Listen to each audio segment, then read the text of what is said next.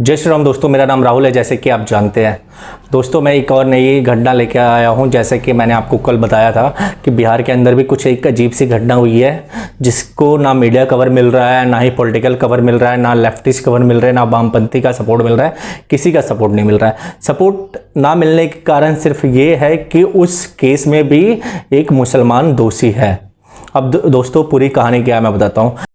बताइए, आप लोग कहाँ जा रहे हैं घर छोड़ के इस टाइम लॉकडाउन में? सर हम कहीं चले जाएंगे। हमारा लड़का मर गया तो हम क्या करेंगे? दरोगा बार बार धमकी दे रहा है कि तुम घर छोड़ के चले जाओ, तो यहाँ रहना हमारा जान का खतरा है। तो क्यों धमकी दे रहा है आपको? धमकी दे रहा है कि हम लोग थाने पे गए थे कि मतलब क्या हुआ क्या नहीं हुआ, तो हमको ही उल्टा मारने लगा। अच्छा, तो आपका लड़का मरा है? हाँ, हमारा लड़का मर गया है। यहाँ मुस्लिम का दबा है, बार बार वो लोग धमकी दे रहा है कि तुम्हारा पूरा परिवार को मतलब ये छोड़ेंगे नहीं, मार देंगे। अच्छा, तो आप लोग छोड़ के कहाँ जाएंगे? पूरा सामान वामान कैसे लेके जाएंगे आप लोग? हम पैदल ही चले जाएंगे। पैदल जाएंगे? हाँ, कहीं चले जाएंगे। आखिर जाके कहाँ रहेंगे आप लोग? हम लोग कहीं रहेंगे। खाने के लिए कुछ नहीं है तो वहीं कहीं जाके खाएंगे, मांग अच्छा, हम तो आपका हमारे घर खाना वाना कुछ भी नहीं बना है। अच्छा, बच्चे तो देख लीजिए आप लोग, यही इनका पीड़िता का घर है। ये पूरा बंद पड़ा हुआ है, ऐसे ही टूटा फूटा है। ये घर में कुछ है नहीं, बाकी ये है इनका घर। आप लोग देख लीजिए, इनके बेटे को भी मार दिया गया और इनको धमकी दी जा रही है कि तुम घर छोड़ के भाग जाओ या केस उठा लो, नहीं तो तुम्हें भी मार दिया जाएगा। और इनकी एक छोटी सी बच्ची है। तुम कहाँ जाओगी इस टाइम? अभी हम लोग कहीं भी चले जाएंगे। कहीं भी चली जाओगी? हाँ, जहाँ मम्मी पापा जाएंगे वहाँ हम लोग भी जाएंगे। अच्छा, तो क्यों आप लोग घर छोड़ रहे हो? घर में तो कुछ नहीं खाने के लिए। मेरे पापा गए थे तो उन्हें पुलिस मारी है। हम लोग बोले थे, वो लोग धमकी दे रहे, तो पुलिस बोली है कि आप लोग इतना ही जान का फिक्र है तो घर छोड़ के चले जाओ कहीं और। अच्छा, तो आप लोग यहाँ पे देख सकते हैं पुलिस का उपद्रव। यहाँ पुलिस कितना अत्याचार कर रही है। यहाँ की पुलिस इनको ही बल्कि मारा गया। इन जाके थाने पे बोले हैं कि हमें धमकी दी जा रही है, तो पुलिस बोल रही है कि आप अपना घर छोड़ के चले जाइए, नहीं तो आपको भी मारा जाएगा। और पुलिस इनको मारी भी है। इस वीडियो को ज़्यादा से ज़्यादा शेयर करें।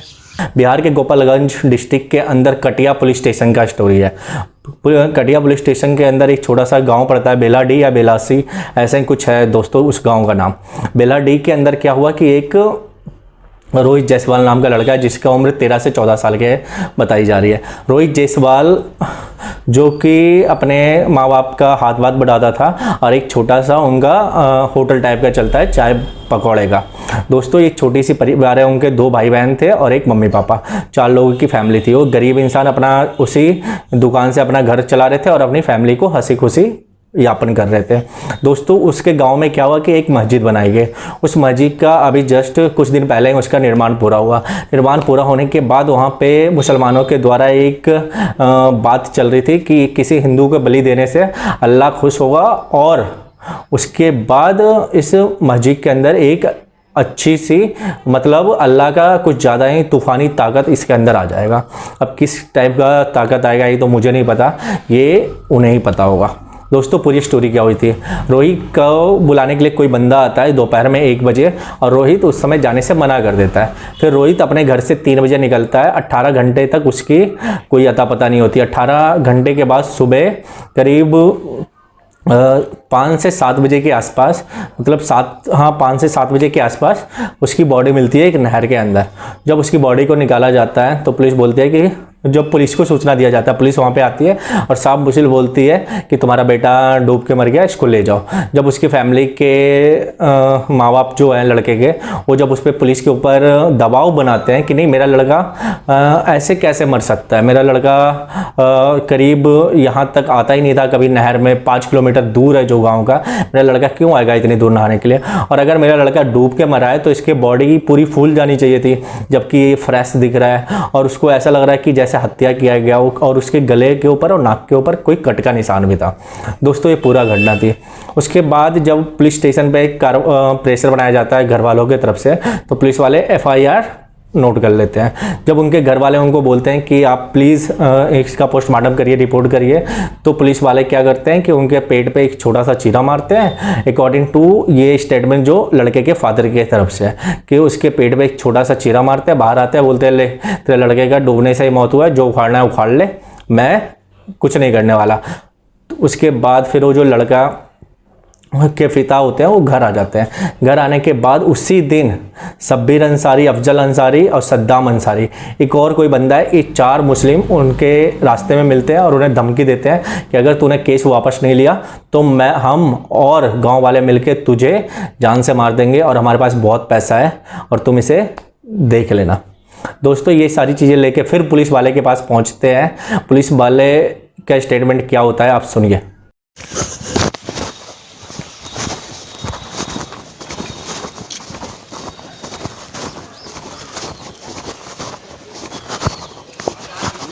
करना कह रहे हैं हम लोग 4 के जेल भेजे ना 4 हम लोग के ऐसा बात का है बोल रहे हैं तो घूम रहे हम लोग के पावर है छोड़ रहे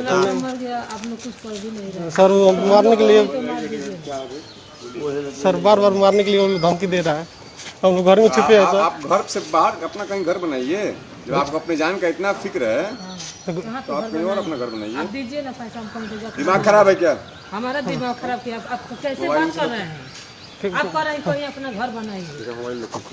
दोस्तों जैसे कि आपने वीडियो देखा होगा, पुलिस वाले का स्टेटमेंट यही था कि अगर जान की डर है तो फिर घर छोड़ के चले जाओ ना। मतलब ये बिहार पुलिस है और ये थाने के दरोगा हैं जिनके ऊपर एक पूरा एरिया दिया जाता है सुरक्षा के लिए, और इनका स्टेटमेंट ऐसा होगा तो आम इंसान और जो गरीब इंसान है वो कैसे इनसे अपनी न्याय की उम्मीद कर सकती है। दूसरी चीज़, अगर वहाँ पे हत्या हुआ ही नहीं था तो फिर इन्होंने उस फैमिली को धमकाने की कोशिश की, क्योंकि दोस्तों जब लगातार उसके घर वाले पे जो मृतक के फादर को धमकियाँ मिलती रही तो उन्होंने अपना घर छोड़ के कहीं और रिश्तेदार के यहाँ चले गए। उसके बाद क्या हुआ कि उनकी जो लड़के की माता थी वो पुलिस स्टेशन गई। पुलिस स्टेशन जाने के बाद उन्होंने बोला कि आप मेरे बेटे के ऊपर जो हुआ है उन पर कार्रवाई क्यों नहीं कर रहे हो, आप करो ना। तब एक पुलिस वाले ने क्या स्टेटमेंट दिया, सुने आप। देखने रहे तुमसे ना ज़्यादा चलता है। डंटा भी डंटा हमारी सर हम इधर मर जा रहे हम मर नहीं है। हैं। हमारी सर चलो थाना से बाहर चलो, थाना से बाहर चलो। देखो महिला पुलिस ले आओ तो चलो थाना से बाहर, हमारी सर हम मर जा थाना से बाहर चलो। इधर हम मर जा रहे हैं सर। हमारी उठो यहाँ से, उठो उठो। हमारी सर तुम लोग कैसे छोड़ दिए? हम ही लोग के काम है। कहाँ से सुन रे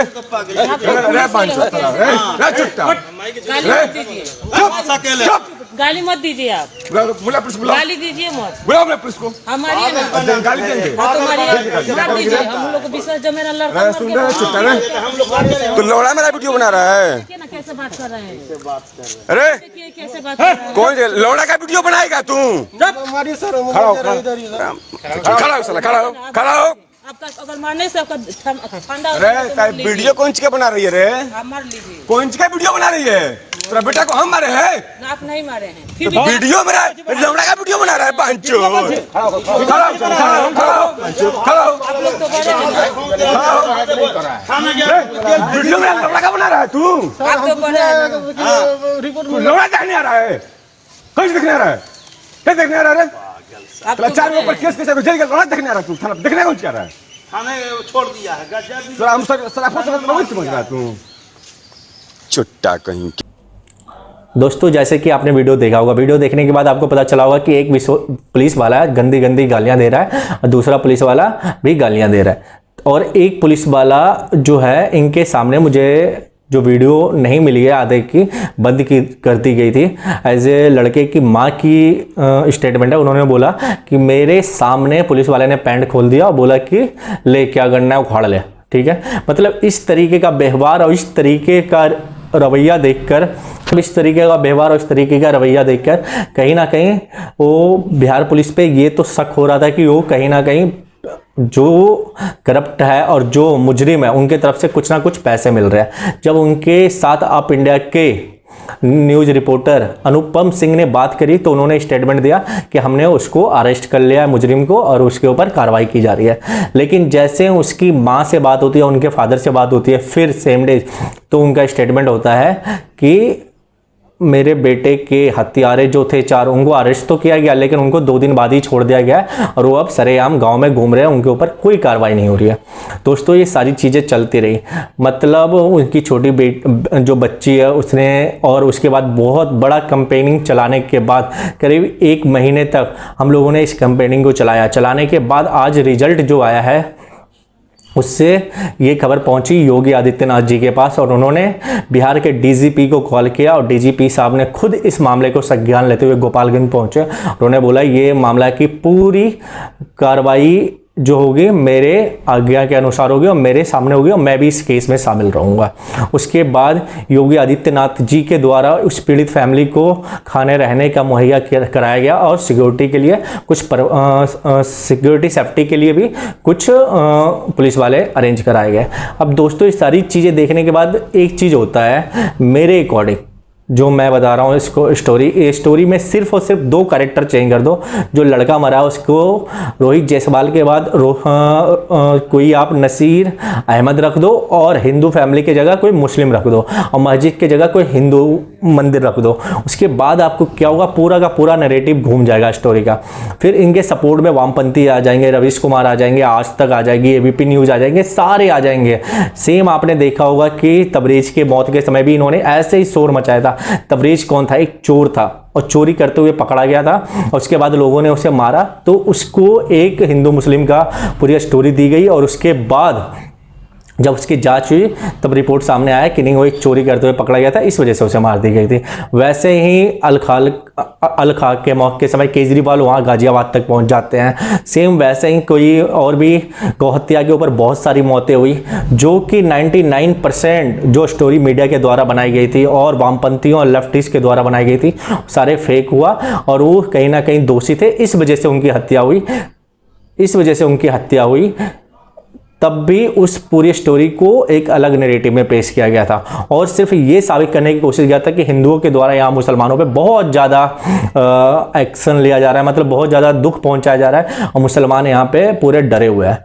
दोस्तों ये सारी चीज़ें समझने की बात है, इनके विचारधारा को समझने की बात है, किस तरीके से ये लोग पूरे सिस्टम में ना दीमक की तरह खाए जा रहे हैं। अगर हिंदुओं के पास कुछ होता है तो चुप हो जाते हैं। बंगाल देख लो, बंगाल के अंदर इतने सारे हो रहे हैं लेकिन वो चुप रहेंगे। लेकिन किसी भी मुसलमान को अगर बाल बागा हो जाए ना तो पूरी की पूरी एक जो स्टेप बाय स्टेप बना हुआ है, सबसे पहले मीडिया में आ जाते हैं रवीश कुमार, ये सब सारे आ जाते हैं। ट्वीट में आपकी आ जाएगी सोहरा भास्कर, कन्हैया कुमार, उमर खालिद, ये सारे आ जाएंगे।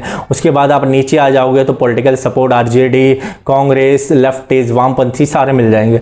मतलब ये पूरा का पूरा ऑर्गेनाइजेशन सिर्फ हिंदुओं के अगेंस्ट में काम कर रहे हैं और मुसलमानों के फेवर में। क्यों? क्योंकि मुसलमानों के वोट बैंक में एकता है, वो एक साथ जाते हैं जिधर भी जाते हैं। हमारी जात पात सारे में बटे हुए हैं। दोस्तों जात पात हटाओ और आपस में मिलो। जब तक अपनी पकड़ को नहीं दिखाओगे ना, अपनी ताकत को सामने वाले को नहीं दिखाओगे, जब तक उसे आपकी कदर नहीं होगी। इसलिए अपनी आंखें खोले, यूनिटी बनाए और ऐसी बहुत सारी घटनाएं मैं आपके सामने लेके आते रहूँगा। अगर आपको ये स्टोरी में अगर कुछ सच्चाई दिखती है और आप भी चाहते हैं कि रोहित